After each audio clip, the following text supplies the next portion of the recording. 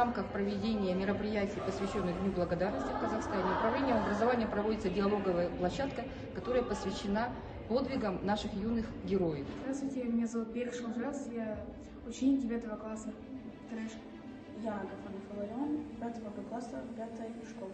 Ребята, вот мы слышали про ваши подвиги, и хотелось бы спросить, вот как вы относитесь к животным? Судя по тому, что вы стали уже юными героями нашей области, можно даже сказать республики, вы, наверное, очень любите животных. У вас есть свои питомцы? У меня есть свой питомец. Дома в деревне. Кошка. Кошка, да? Как зовут? Смелок.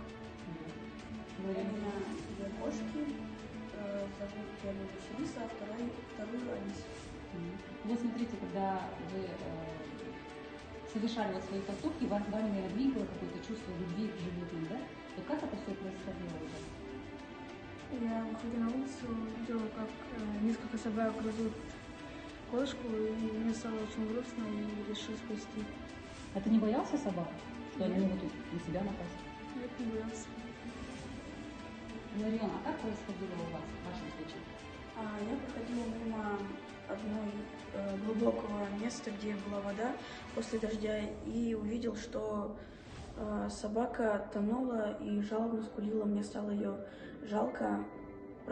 Я просил помощи у прохожих, но мне не помогали. И я решил сам ее уже вытащить. Попробовать. А ты не боялся, что что-то может с тобой произойти? Она жалобно скулила, и мне стало жалко ее.